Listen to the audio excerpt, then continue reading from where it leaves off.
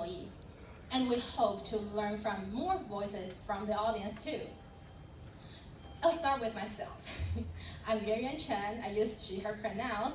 I'm a second-year PhD student at the College of Management, UMass Boston, University of Massachusetts, Boston. My research focus is on diversity, equity, inclusion, and justice in relation to women, LGBTQ+, and East Asian immigrant and intersectional identities. Before joining UMass Boston, I was proudly born and raised in Taiwan.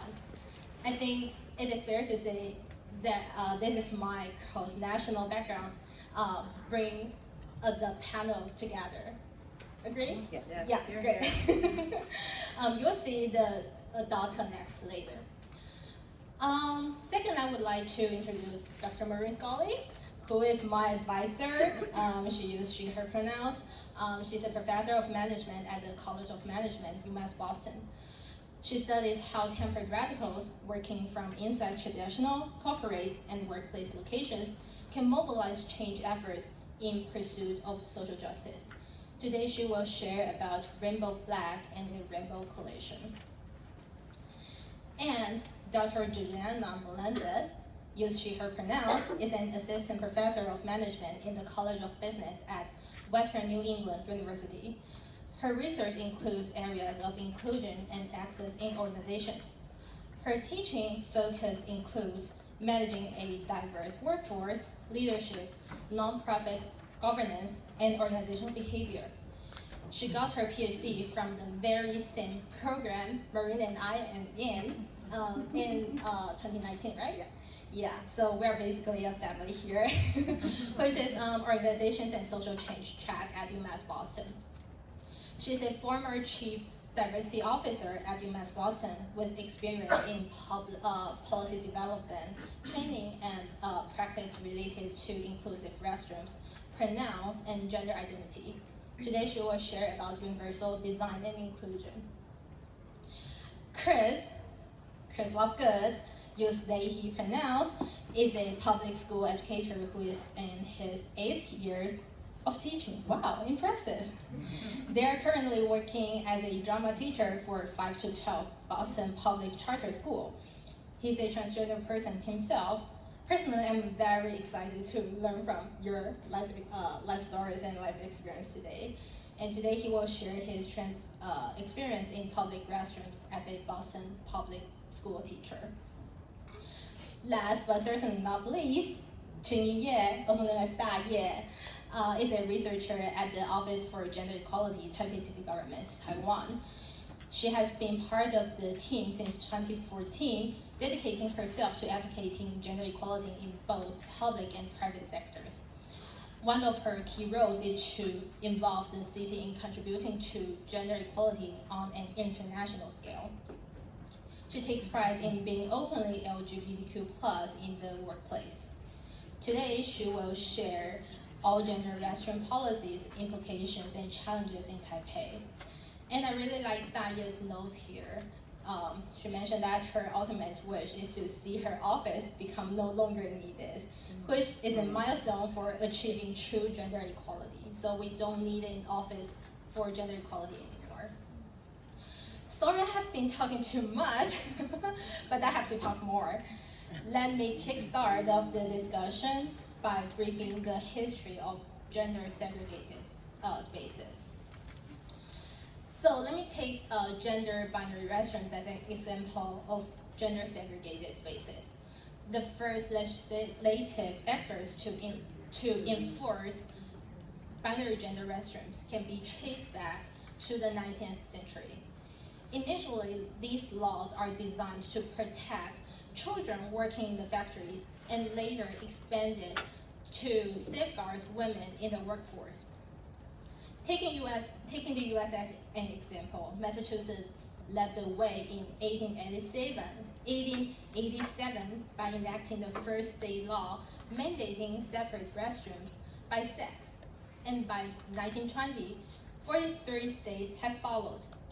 While these laws were framed as a protective measures for women, they reinforced a rigid gender binary, shaping the societal expectations around gendered spaces. However, legislation is just one mechanism shaping these norms. Culture plays an equally significant role. Restrooms, just like prison, imagine they're both exclusivity spaces. They are hidden, private, and designed to separate what is deemed impure from the society.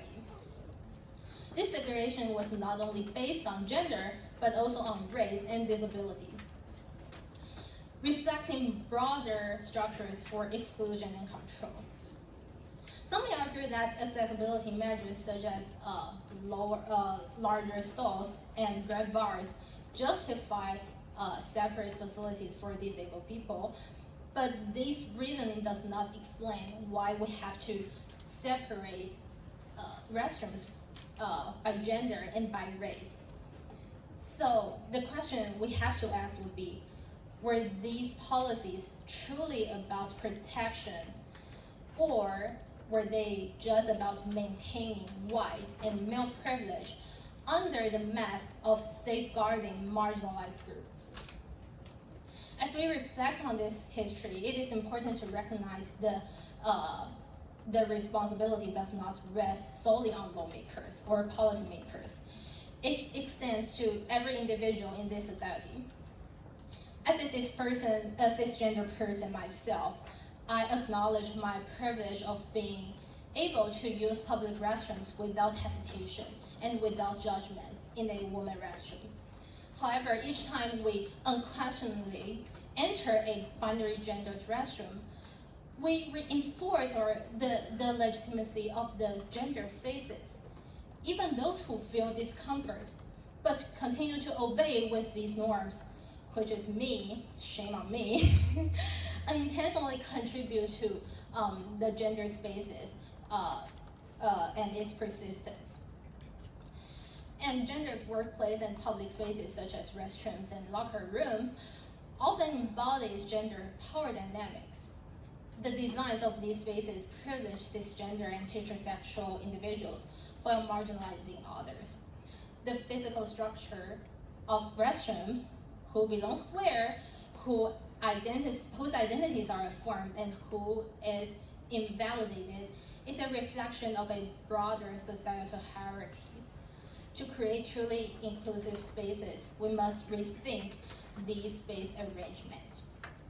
And later, our colleagues will cover more about how we rethink these spaces and how we redefine the inclusivity.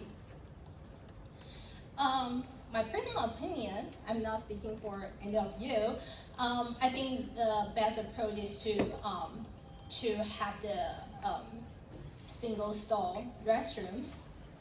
But the most common solution in practice these days is to add a gender-neutral bathroom alongside the extending binary bathroom.